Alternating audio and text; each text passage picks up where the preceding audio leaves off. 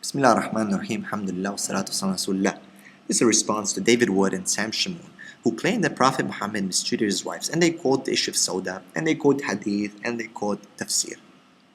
Now, there's an issue that I want to talk to you about. This video will probably be about three parts, because I have to tackle, and it's so easy to attack something. You just say, for example, someone's a pedophile. How hard is it to defend that accusation? But how easy is it to just state it and the implications of the statement? So we're going to actually go and tackle this. But first I want to talk to people of deep thinking. So if you're not a person of deep thinking, if you're a person who's going to be emotionally swayed and will just bases their, seeking truth based on what they think is correct, putting their mind above God, then please turn off this video. Okay? Because I will give you proof from scriptures that will show you, proof that will make you feel uncomfortable, proof that will show you the same things that you've attacked Islam on are in your own books. But yet you will, ridicule these things and say that you know better. And such issues can be used to say that, well, how can this person be a prophet if he does this? How can this person be a man of God? I cannot follow this, as David Wood says, right? So if you're not a person of deep thinking, if you're emotionally swayed easily and you just think you know it all and God is in your heart and it tells you, you're guided by the Spirit, then go ahead and turn off this video because it's not for you. But if you think you can take this information and at least consider it, then please continue. Now, first of all, I want to talk about the methodology of study, because David and Sam are totally wrong in this. They just take the hadith, the translations, and they'll quote, and they have an Arab guy next to them, and they think that they're, and that's it. It's done. They're speaking for Islam. Now, if you go and you want to operate on a person, you will not just take a book of medicine and study it, and then go and say, hey, I can do a surgery. No, you need a teacher. You need the book and you need a teacher. And that's why scholars of Islam have never, ever recommended that people just take translations or that they take hadith and they start reading them by themselves. Why? Well, number one, they will not know the context of the hadith. They will not know the other hadiths on the same topic. They will not know the issues of hadith. What is a hadith? What is a strange hadith? What is a weak hadith? What is an authentic hadith? Right? Who and what said? Okay? When did this person come in? What did he hear? What's missing from this hadith? Is it a complete hadith? So this has to be taken into consideration. The Islamic methodology of studying never allowed for people to just go and take things and just, say it. Because we will show that there's big problems in what these people have done here, David and Sam. And of course, their main way of attacking Islam, they're saying, well, we're trying to proclaim the gospel of Jesus. Okay, fine, I agree with you that yes, you have to expose the lies of the other people who are claiming to be prophets and so on. And I agree with you. But make sure that you are exposing the lies of those who are liars, okay? And make sure you're actually not exposing yourself while you're trying to expose someone else. Okay, make sure basically that you're on the truth, right? And be sincere. And this is something very important. We live in a world today where people have put their minds above God. They think in their mind that they have the truth, and they ridicule everyone else who does things differently. And even though we can show, for example, these such orders are from God, they themselves, by making such arguments against such issues, for example, killings or battles or marrying multiple wives or so on and so forth, they themselves are actually going against God's order, or they're not submitting to God. They're not agreeing to God. They think they know better than God.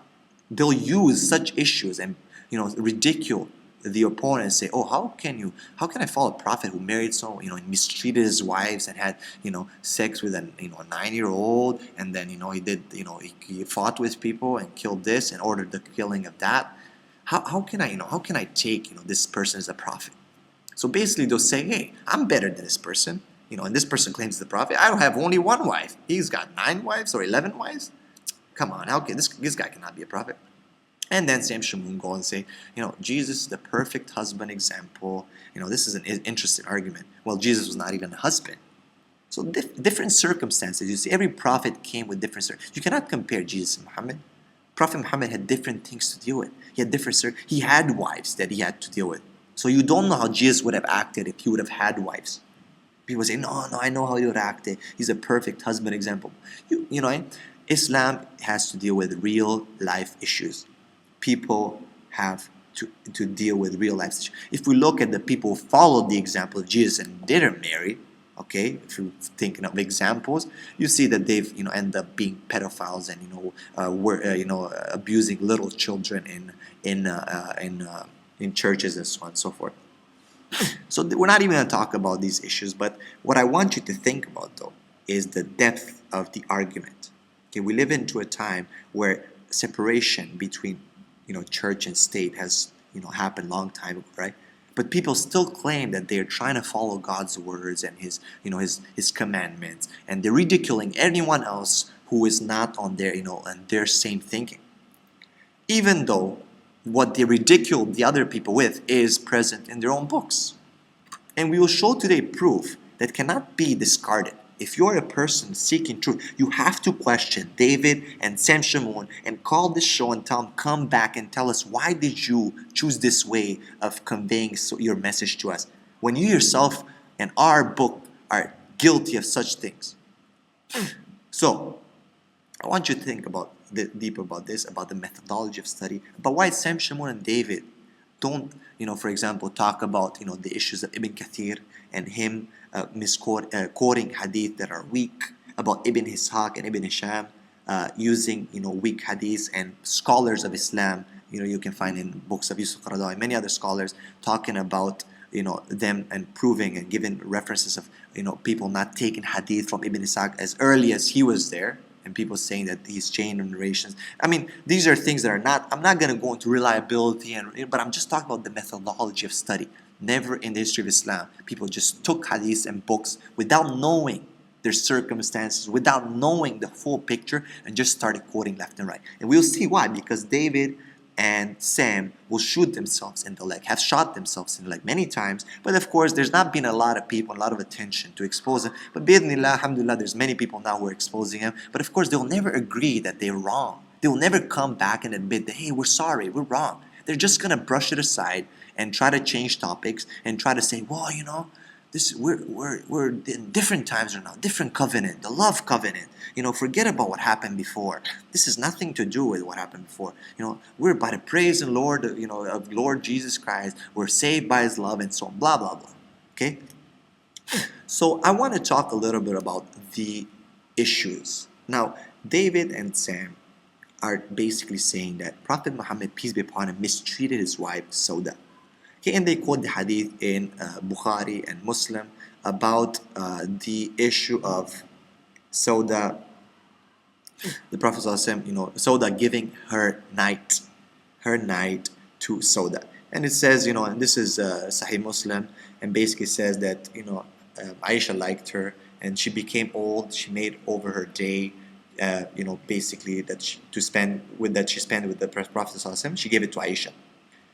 And basically, she was seeking the Messenger of Allah's pleasure. So these people are saying, look, Sauda's old, and David says he wants to kick her to the curb. The story we were telling about Sauda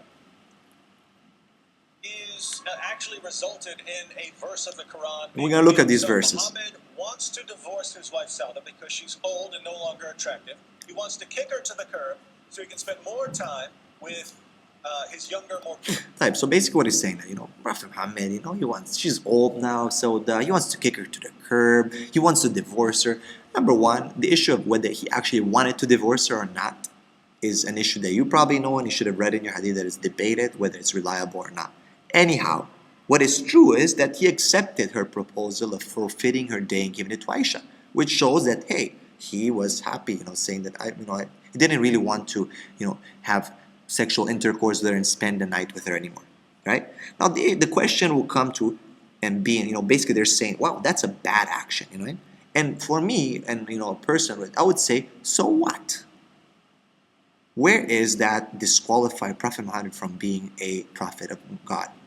That's where I'm going to come. My next video will give some very interesting proof and very interesting issues about whether you can disqualify Prophet Muhammad from such. Prophet Muhammad was a human. He had desires and needs. He had issues. He had loves. He had, he was a human being.